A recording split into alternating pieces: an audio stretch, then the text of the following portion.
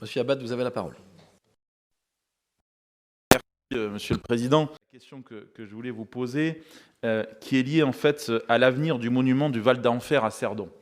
Je sais votre attachement, comme celui de nous tous, au devoir de mémoire dans notre département. Nous avons de nombreuses commémorations.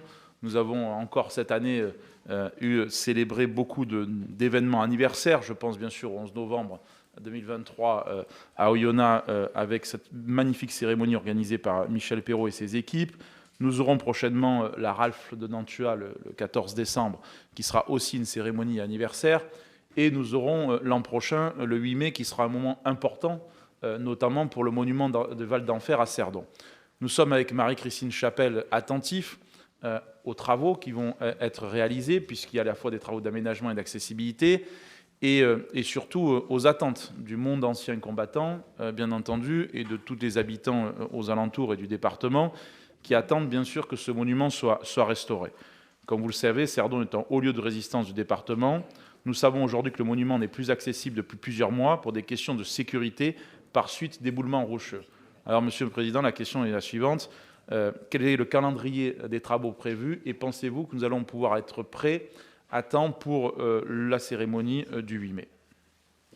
Sur le monument de Cerdon, en effet, suite aux nombreux éboulements qu'il y a eu sur ce secteur, il y a une première étude géotechnique qui a eu lieu en 2022, suivie d'une autre plus élargie cette fois-ci en 2023, qui nécessite de faire des travaux importants, nécessaires bien évidemment, mais en tenant compte de tout un tas de paramètres. Les enjeux relèvent de trois domaines bien différents. Il y a d'abord la sécurité, vous l'avez dit, à juste titre, la sécurité publique, parce qu'il y a aussi les automobilistes, puisqu'il y a des chutes non seulement sur le monument, mais sur la RD 1084. Un souci de sécurité également pour les gens qui vont se recueillir sur le monument ou dans le cimetière à côté. Il y a un sujet également patrimonial, puisque ce monument est inscrit au titre des patrimoines.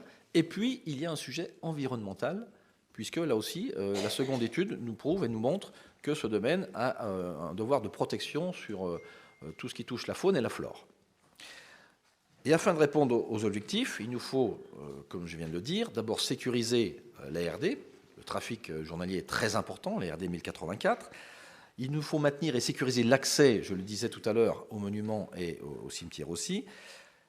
Conserver la symbolique de ce monument, je le dis encore une fois, parce que ce monument est classé, donc ce n'est pas simplement une décision qui revient vers nous de travaux. On doit être obligé de présenter cela au service de l'État. Réduire au maximum l'impact, aussi bien l'impact visuel que l'impact environnemental sur tout ce qui est autour, ce qui complique encore doublement les travaux et les autorisations, et puis éviter toute incidence sur les espèces protégées, comme je le disais tout à l'heure. Alors, là où se compliquent un peu les choses en dehors des travaux, c'est bien sûr sur la sécurisation. Nous devons mettre des déflecteurs, nous devons mettre des grillages, nous devons mettre des bandes protectrices, et cela nécessite des discussions, des autorisations, des délais très longs avec les différents services de l'État concernés. Et j'en ai bien sûr alerté les services de la préfecture, j'ai demandé à Madame la préfète de réduire au maximum l'étude de ces autorisations, parce qu'elles peuvent aller à plus de 4 mois, donc pendant 4 mois on perd bien sûr du temps, de les réduire le plus possible pour nous autoriser déjà à démarrer les premiers travaux, pour que nous puissions être prêts à la cérémonie du 8 mai 2024, même si ces travaux ne seront pas terminés à ce moment-là, qu'au moins la cérémonie puisse avoir lieu en toute sécurité, bien sûr, parce qu'après, il y a aussi l'accès aux personnes handicapées, il y a le nettoyage, bien sûr, du monument, etc.